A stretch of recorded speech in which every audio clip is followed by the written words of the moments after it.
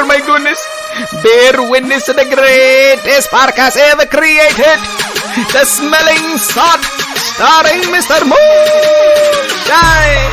Yeah, get the smelling salt. Fimo, I'ma knock him out, get the smelling salt. Loma, I'ma knock him out, get the smelling salt. Canelo, left hook, right cross, smelling salt. Pacquiao, yeah, get the smelling salt. Charlo, I'ma knock him out, get the smelling salt. Spence, I'ma knock him out, get the smelling salt. Bud, I'ma knock him out, get the smelling salt. Fury, yeah, get the smelling salt. Wilder, yeah, get the smelling salt. AJ, yeah, get the smelling salt. You know who is? I'ma knock him out, get the smelling salt. Push.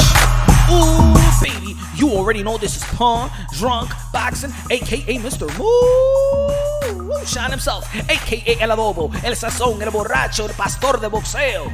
Good morning, good afternoon, good evening, wherever you are on this side of heaven. God bless you all.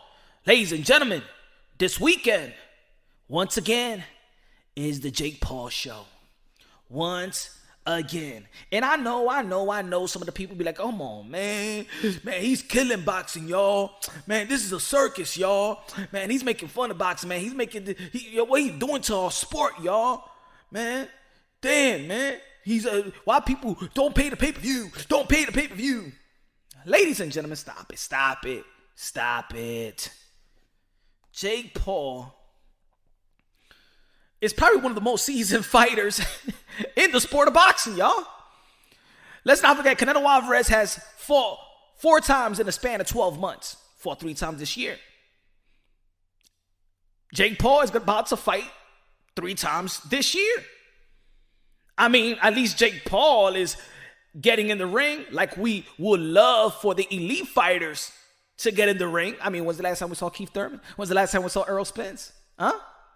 We saw, what, Bud Crawford once this year? When's the last time we seen Gary Russell?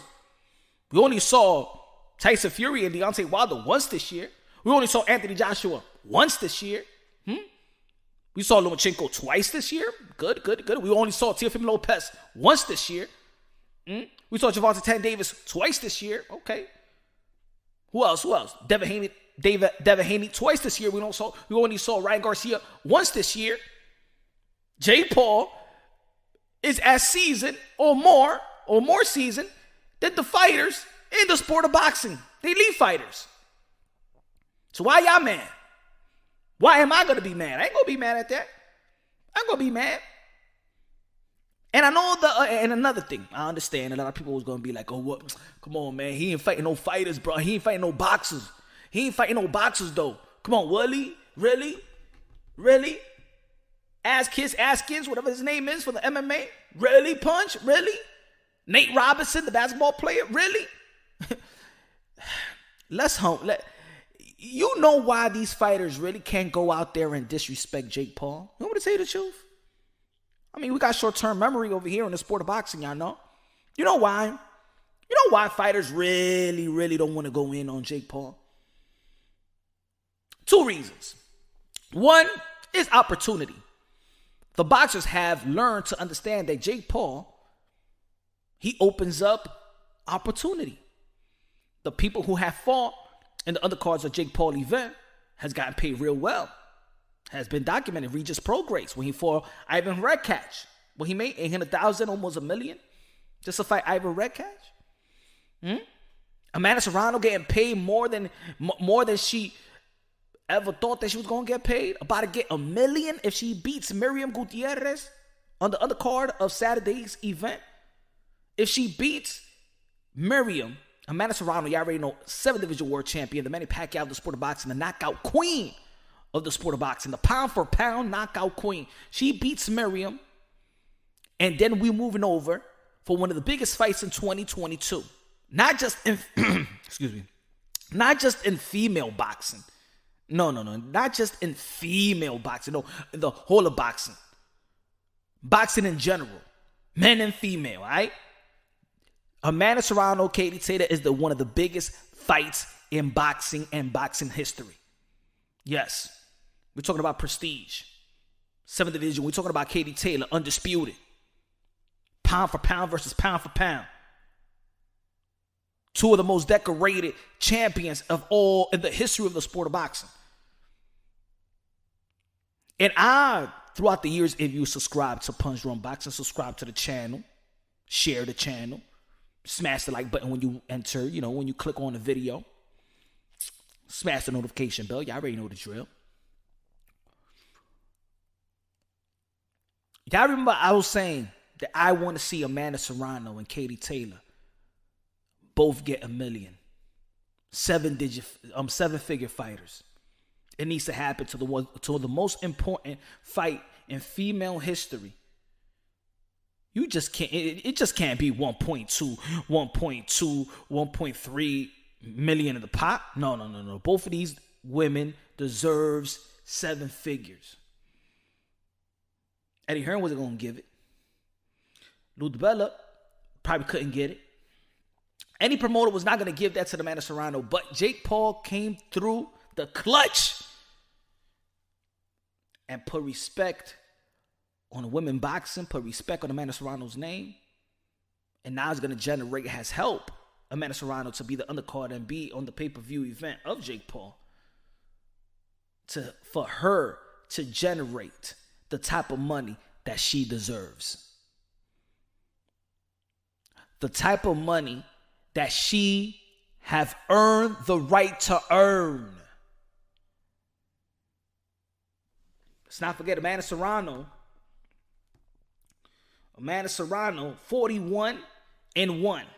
41 wins, 30 knockouts. Man, the last time Amanda Serrano took an L was a decade ago, basically.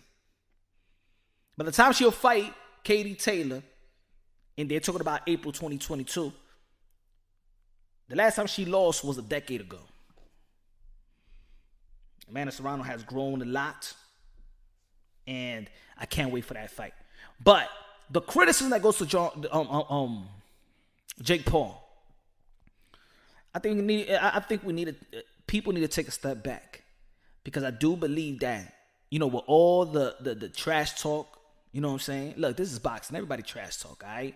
All the fighters, and people going to be like, I don't like what he says, disrespectful and stuff like that. He ain't a fighter. Watch when he fight a fighter and stuff like that. And what I was going to say is, that's one thing that he's doing that, he's doing good. But you can't criticize him. You know why you can't criticize him also? Because most of the fighters, their first 4 fights is fighting guys that and not know shit, and even be in the ring with them with the type of skills that they coming into the professional level. Have y'all seen Kell Brook? I'm going to give you just one example, y'all. Just one example. Have y'all seen Kell Brook resume? The first 4 fights of Kell Brook, have y'all seen the resume? Let me take y'all back. And this is not to just point out Kell Brook. This is really how most of the fighters are manufactured. Kell Brook's first fight was against Peter Buckley. Peter Buckley, what's his record? 31 wins, 189 losses, and 10 draws. And then his second fight, he fought Andy Koznet. 0 wins, 2 losses. Ain't even gonna win. His third fight, Leroy Williamson. 12 wins, 46 losses, and 2 draws. His fourth fight, Brian Coleman.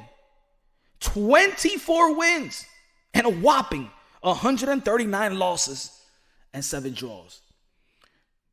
If you look at a lot of your favorite fighters' resume, most of them start off this way. You wouldn't know that they're really fighting fighters or boxers, right? So to say, a Jake Paul need to fight this, most of the fighters in the sport of boxing, most of our favorite fighters has fought in what people like to call, I hate to say tomato can, I hate to say Uber driver and stuff like that, but there's the language of boxing, so you can understand me more. You disrespectful mother effers anyway. But yeah, you could translate that to the tomato cans, right? Again, I don't like to disrespect fighters like that, because I believe that all fighters, I don't give a damn. I don't even give a damn this guy was 31 and 189. I don't give a damn. He's a warrior. Put his life on the line to make ends meet and for the pure entertainment of whoever was watching. Right? Let's call it. Let me see what's one of the let's see Tyson Fury. Let's see Tyson Fury. You know, they always go at it. You know what I'm saying? Let me see the first fights of Tyson Fury. Let's see if we could compare. Maybe not everybody has it like Kell Brook, but look at Tyson Fury first 4 fights. Bella 2008, 3 wins and 9 losses.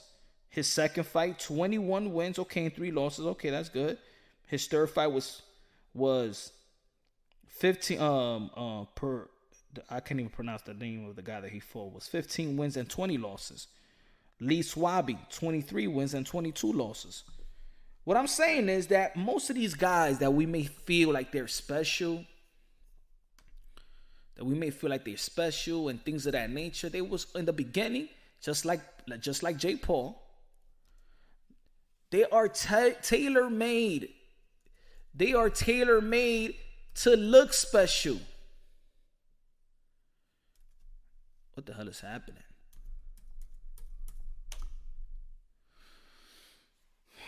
So, I think he's bringing respect to Amanda Serrano, bringing respect to women boxing. I think the people that have fought in the undercard has been paid very, very well. And he's gonna talk trash. That's the sport of boxing. He's just this is his way of marketing himself. And we got to put Canelo's name in his mouth, and he just put Mike Tyson's name in his mouth. He's promoting just like everybody else, just like the boxers do it. It's promotion. It's entertaining. That's what it is, and that's why Showtime is willing to put up a show. Their budget for Jake Paul, I think, is so much. I remember the last time he fought, it was all about Jake Paul, and they really forgot about Jermell Charlo versus Brian Castano. They put all the money on Jake Paul. So even the business of boxing are not into their own boxers like that. I mean, without Jake Paul, they would not pay Amanda Serrano what she's getting paid, right? Look at the promoters. These fighters ain't fighting a lot, and I understand that also they have to do with networks, the slots. There's slots open and things of that nature, but it looked like the slot is always open for Showtime. I mean, for Jake Paul, Showtime always got the door open for Jake Paul.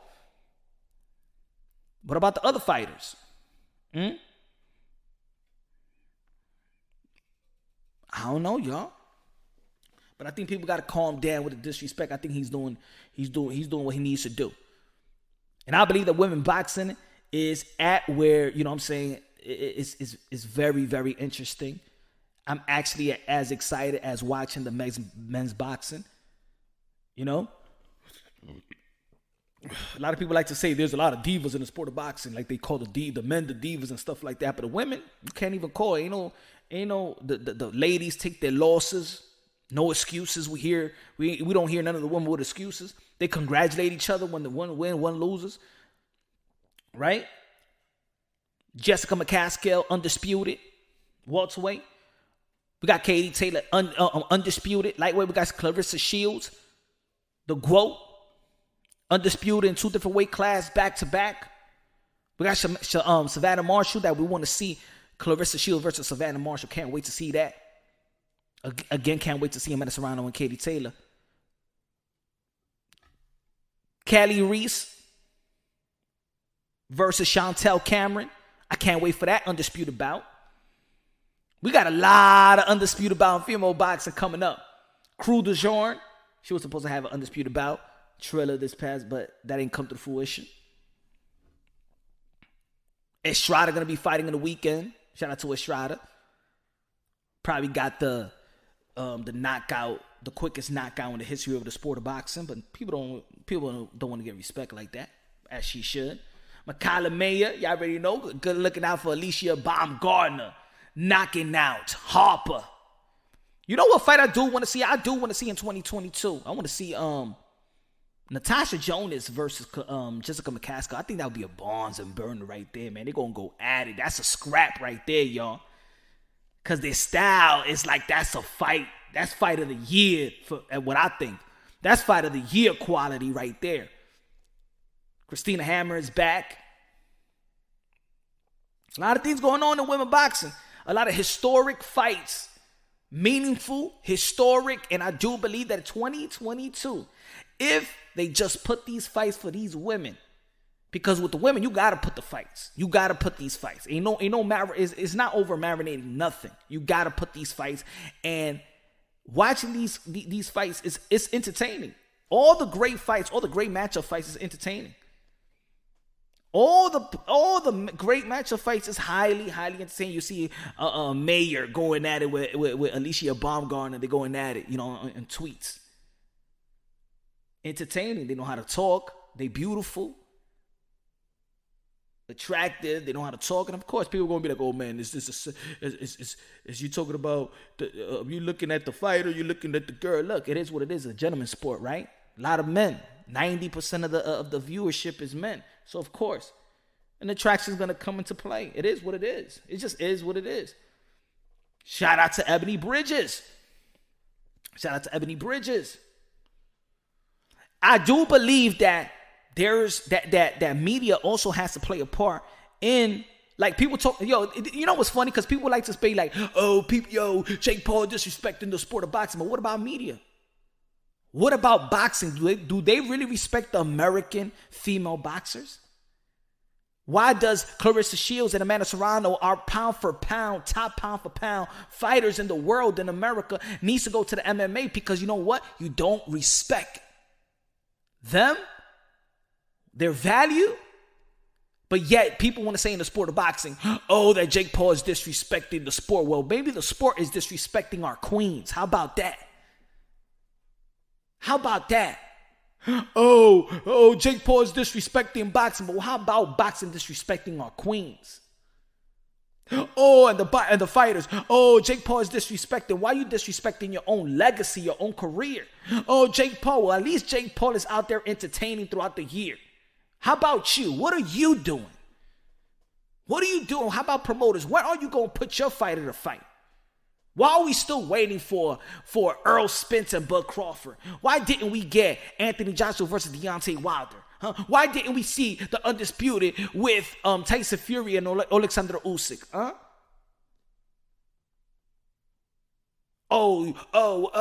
Jake Paul disrespecting the sport of boxing. You ain't give enough respect to Brian Castano and Jamel Charlo on their Undisputed. How many viewership it did that had? Oh, y'all ain't cover it the way I wanted to cover. Why is Jake Paul being covered way more than the Undisputed boxing bout on ESPN, supposed to be the world-leading sport?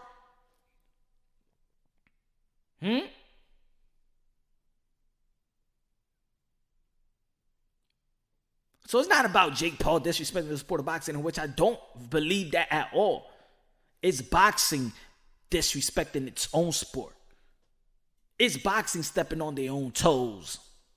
It's boxing that don't respect the fighters. It's boxing that don't respect the queens. It's those hands in the cookie jar, those crooked, those crusty hands in the cookie jar that don't respect their own sport. Thus, while you don't put the best fighting the best in a consistent basis, that's why you see a Jake Paul succeeding in the sport of boxing, because the fans are yearning for entertainment. Let's not forget what Logan Paul and KSI fought. Y'all the one that put y'all the one that started really putting the boxers on the undercard. Remember? Devin Haney versus Santiago was in the undercard and got booed by the fans. Billy Joe Saunders was on the undercard, got booed by the fans.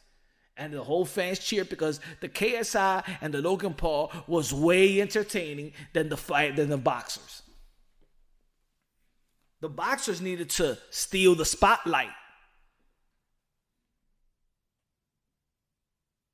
Jake Paul know how to promote himself. A lot of fighters don't know how to promote himself. Oh, but the fighters don't need to talk. They just got to get in the ring. No. Muhammad Ali gave you the blueprint. Other fighters, Hector Camacho gave you the blueprint. You understand? Nassim gave you the blueprint. Roy Jones gave you the blueprint. Floyd Mayweather gave you the follow the blueprint, gave you the blueprint. Mike Tyson, A bunch of fighters gave you an entertaining value. You know how to self-promote. In their own way, they know how to self-promote. And yes, there's others fighters that their culture, their nation just supports them. Like Manny Pacquiao. Manny Pacquiao don't have to say nothing, but his style was so entertaining, he didn't have to say anything. His hands do the talking. And I believe that a lot of fighters, their hands do the talking, but you're not as entertaining as Manny Pacquiao. You're not as entertaining as Mike Tyson. Yeah, you may be good. You may be knocking out. You may be stopping fighters, but in the manner that they did it, oh, yeah, you knock out fighters. You may knock out your opponent. But Mike Tyson, Manny Pacquiao, that is what you call electrifying. Roy Jones Jr., we probably ain't never going to see somebody with he was the evolution of speed and power. It was like Muhammad Ali and Sugar Ray Leonard having a baby and popped out Roy Jones Jr. Hey, it's 2021. Shit can happen now. People be like, what you talking about, Punch? What you talking about Muhammad Ali and Sugar Ray? They can't make no babies. I'm going to say like this is 2020. I'm sorry. Let's just say 2022. Shit. By the end of the year, dudes going to be popping babies like crazy. You're going to be having dudes saying, yo, what's good? You're going to be, it's the time of the month, man. You know what I'm saying? It's that time of the month. I got my period, yo. Yo, it's that time of the month, man. I got my period, yo, for real. You know what I'm saying? I got cramps, man. I got cramps. Come on, man. We heard a boxer say that one time that they want to birth a child, something like that. I'm just paraphrasing. Remember Deontay Wilder said that? You remember Deontay Wilder, having that time of the month and want to have a baby. Hey, yo, I'm going in labor, yo. Yo, Bomb, yo, man, I'm going to labor, man. Call 911, my water broke. My water broke.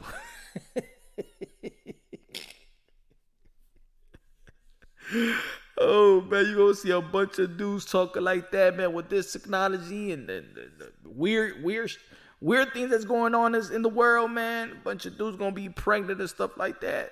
Going to be in the subway. Hey, yo, you ain't going to give me your seat. Yo, you know I'm like 8 months pregnant.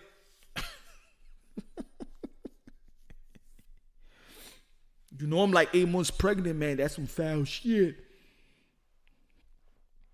I got to go have an appointment. Going to have the sonogram. I see the head. Anyway, man, that's some weird shit. That's some sci-fi stuff we're talking about right now. We're talking about boxing. Back to boxing, back to boxing, back to boxing. One of the things that I found highly disrespectful, what they did to Katie Taylor. You talking, yeah. There's people right now that's listening. What you talking about, Punch? What you talking about? I haven't seen no story in where Katie Taylor was disrespected. Oh yeah, she was. Yeah, she was. She was disrespected. How the hell you gonna have a fighter of her magnitude, a fighter of her stature, decorated, undisputed? And when we're talking about undisputed is supposed to be the crown, this is what you fight for. Lineal, everything. You're the top dog. In your respective division, you got it all. Pound for pound, in a lot of people's list, she's pound for pound number 1 or 2. Flip it around. And she fights on the co-main, the undercard, to Conor Benn versus Chris Algieri. That's the type of respect. And then that's what I'm talking about. People talk about Jake Paul, if he's respecting or disrespecting boxing.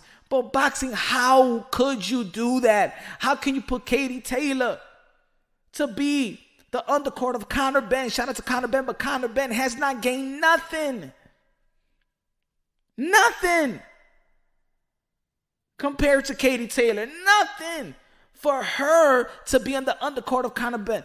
This is when those women soldiers come out, and I know some of you guys hate it and stuff like that, but that's when they come out. Equality and stuff like that, because how the hell was Katie Taylor? I could understand if she was a co-main to Anthony Joshua. I could understand that. I could understand that. I could understand maybe Tyson Fury. I could understand that. But Conor Ben? Oh, y'all bugging out, Eddie? Are you bugging? How can the casuals respect these queens? Walk into the sport of boxing, respect these queens. Because what you're doing is you're putting them like, I thought that was a slap in the face, in my opinion. I think that was a slap in the face to Katie Taylor.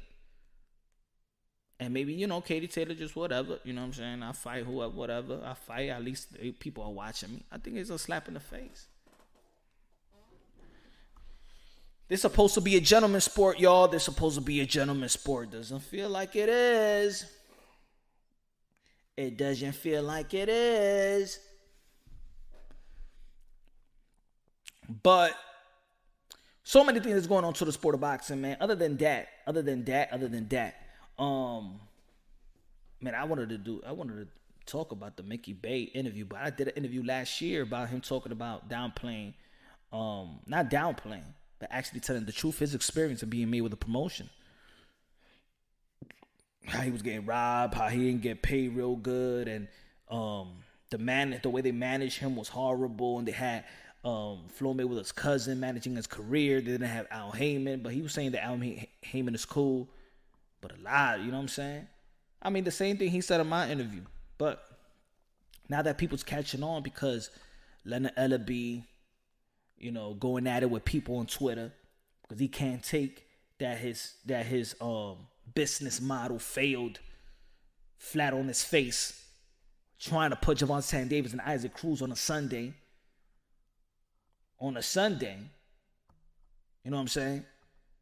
Thinking that people are going to pay to watch Gervonta Tank Davis fight Isaac Cruz, and nobody know who Isaac Cruz was. Banking on the shoulders of Mayweather. Guess what? You know what this showing us also? Is that Mayweather's not as relevant as you think he is. Let me tell you something, folks. Mayweather always needed a dancing partner. Mayweather always needed a dancing partner, or he needed that dancing partner to have a country behind him.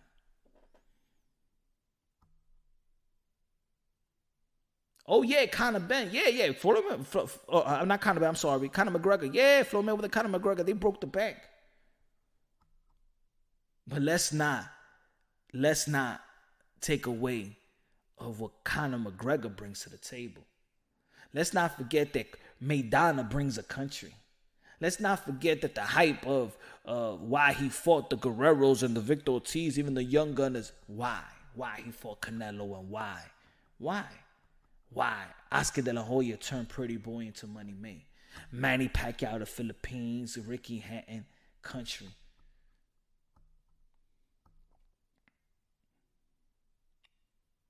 Not saying that Floyd can't sell, because he could sell. But he needs that dancing partner. He just can't do it alone. And that clout, that cap, not that cap, but the clout. And how, him being the face to promote the fight and then think that people are just going to pay for the pay-per-view because that's Floyd Mayweather's fighter, Gervonta Tank Davis. It's not working anymore. That gimmick is not working anymore. The gimmick is not working anymore, folks. Even the last exhibition. Oh, yeah, Floyd Mayweather has to steep down low to get some money. But with Logan Paul. Though. To be honest, I respect more if a guy like Floyd Mayweather takes somebody that nobody knows.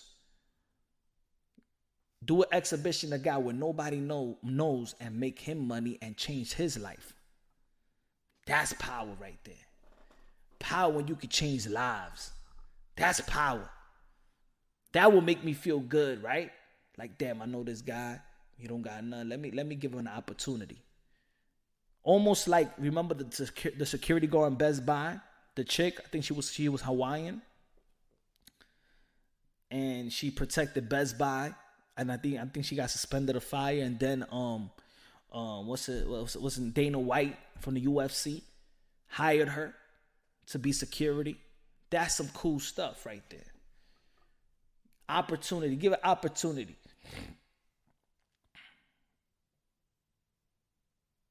But it is what it is, y'all. But boxing is doing good, man. I believe that 2022 is going to be a hell of a year. It's going to be a hell of a year. Chocolatito Estrada might maybe come through fruition. You already know that Juan Estrada got the franchise, so I want to see how Eddie Hearn going to reply to these type of questions, because of course he didn't want to respect Teofimo Lopez with the franchise. All of a sudden, Juan Francisco Estrada, he got the franchise, so somebody had a petition for it, and the only people that can petition for it has got to be a promoter. So promoter got to petition for it. So the promoter's Eddie Hearn. I want to see what he got to say about the franchise now, if he consider his fighter Juan Francisco Estrada a champion, because he did not consider Teofimo Lopez undisputed by having a franchise, because the franchise is not. I just want to know what Eddie Hearn will have to say about that, but that's a different conversation. But yeah, man, love to see those ladies get it on. I'm even tired of talking about the Bud Crawford and Errol Spence. Boots Ennison's in position. That's going to be a whole different type of episode that I would like to talk in. But Boots Ennis is in position of the IBF. Virgil Ortiz in position that the walls is closing in on Earl the True Spence, y'all. The wall is closing in on Earl. The walls are closing in on Earl the True Spence. You better pick. You better pick who you going to fight. You better pick Bud Crawford now. Because I'm going to tell you like this. You wait too long, by the end of 2022, Boots Ennis is going to be fighting a final eliminator sometime. And he's going to win that final eliminator. Then you're going to be the mandatory, because you haven't had the IBF mandatory for a long time. And it's going to be an immediate mandatory. Because if you take a voluntary right now, if Errol Spence take a voluntary bout, if he doesn't fight Bud Crawford, he takes a voluntary bout because of his injury, and they'll let you fight for the voluntary bout, you're going to have to fight an immediate mandatory, and that's going to be Boots Ennis. But you know what I think the IBF is going to be doing just to prolong this, just to make sure, just to give it a chance that Errol Spence is going to fight Bud Crawford. They will make Boots Ennis fight whoever for the interim. How about this? How about the IBF? Ooh, this is what I like. How about if the IBF orders Boots Ennis to fight Virgil Ortiz for the interim IBF world title? You know they ain't gonna petition for that. But let's see how the IBF orders it though. They ain't gonna take that gamble, because then they'll just jump right out of the rankings. Virgil Ortiz is number 1 in the WBC. The WBC command Errol Spence, but y'all already know how WBC, they're very lenient to the fighter. The WBO, y'all already know, is Bud Crawford, and the one behind, Bud Crawford, at the number 1 rated fighter, is Virgil Ortiz. So the walls is closing in. And right now, and the WBA got Ugas, he got to take care of business with Stanionis. But right now, the wall is closing in on Errol Spence, in where he's going to have to pick Boots, Virgil, or Bud. What a hell of a choice, man. And I can't wait which one would appear. I want these guys to be mandated now. Now, please. I want the WBC to mandate Virgil Ortiz now. Please. Do it. I dare you. Matter of fact, that's going to be the next. I got to be the next video on my show. That's going to be the next video on the episode. Oh, yes. Oh, yes. Oh, yes. I'm telling you, 2022 is going to be interesting, y'all. It's going to be a lot of furniture moving up in this place. It's going to be interesting. Interesante, mi hermanos y mi hermana. So, ladies and gentlemen, y'all already know, man, this is podcast going to be more. Hopefully you driving right now to work, or driving to take your kids to school, in the gym, working now, listening to your boy Punch on boxing. Zurdo Ramirez is going to be fighting. I want to see Zurdo Ramirez versus Canelo Alvarez. That would be a good fight right there. Zurdo Ramirez, man. He got power. Got height, got range. I want him to get a title, though, too. Canelo Alvarez, y'all already know he's going to be fighting McAboo. I didn't even do an episode about that in the podcast. But I think that Canelo Alvarez could do whatever the F he want to do after earning what he earned versus Cayman Plant. Undisputed. I believe he just do. I mean, Canelo Alvarez fought four times in the span of 11 months. I already said that, so he could do that. He's putting in the work. He's put in work. He is just due. He is due to pick and do whatever he wants to do. Yes. Canelo Alvarez has filled the void, in my opinion, when it comes to boxers challenging themselves. Canelo Alvarez do not frustrate the fans. He doesn't. I don't hear a real hardcore boxing fans, even media. We're not stressing Canelo. We're not saying who Canelo Alvarez going to fight next. We'd be like, yeah, Canelo Alvarez really could retire right now and still be a Hall of Famer.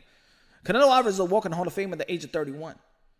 I can understand why Floyd Mayweather be hating on Canelo Alvarez. Is because he's insecure about his success, and not only his success, because Floyd Mayweather got a great success, one of the best that ever laced him up. What's wrong with Floyd Mayweather is that Floyd is, I think he's insecure, man, and I think that is not too much about. It sounds like he hates Canelo, but what I think it is the inner disappointment of the support that Canelo gets and other fighters gets, and he never get it.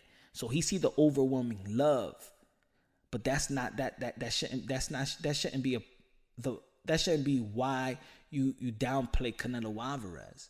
The problem is you hate your own culture for not supporting you the way that the culture of Canelo Alvarez supports him. So then that equates to enviness. But then you hating the wrong guy. What you really hate and what you really disappoint and is the love that he gets that you feel you should be having by your own people. It's enviness. Enviness breeds hate. That's what Floyd Mayweather is mad at, really. I believe so. I think that's what he's mad at. When you see Andre Ward, who also he never really got supported the way that his skills and talent and should have. The same thing. Look, in big fights, you ain't knock out your opponent. Canelo Alvarez in big fights, he's on the road knocking out his opponent, knocking out champions. He's on the road. He's entertaining. You ain't never heard Canelo Alvarez is boring. That's also they got to come to grips with. Even though I love the skills and talent of Floyd Mayweather, I love the skills and talent of Andre Ward. They entertain me, but I also felt the pulse of the fans. And you never heard Canelo Alvarez is boring. You always heard it with Andre Ward. You always heard it with Floyd Mayweather. And when you hear boring, that means low entertainment, less excitement. Do you understand? Y'all got to take accountability for y'all style too. Even though they got Hall of Fame fighters, great fighters of the era, great fighters of the history of the sport of boxing. But the reputation was boring. What's boring? Lack of entertainment. Canelo Alvarez is entertaining. Canelo Alvarez, exclamation point. Yes, Canelo Alvarez is that guy. Canelo Alvarez is 4-division world champion, super middleweight undisputed, walking Hall of Famer, the cash cow of the sport of boxing, pound for pound number one, libra por libra numero uno. Damn, you got to respect Canelo Alvarez. If you don't respect Canelo Alvarez, then you know what? You're envious about something. I'm talking about anybody who considers themselves a fan of boxing. Stop it. Stop the hate. But I'm going to be talking more about that. Hopefully he don't fight McAvoy. Maybe he'll come back down. Also, we need to talk about Bubo Andre versus... We need Bubo Andre versus Jamal Charlo. Can't wait to see Jamel Charlo and Brian Castano go at it again in Houston for the Undisputed. Can't wait for that fight. I'm gonna do my best to be in that fight. But yeah, man. Yeah. So let's move on to the next episode. Hope everybody having a good day. Hope everybody is blessed. You already know God first, everything second. Fight plus survive equals true champions. Love y'all. God bless. And on to the next.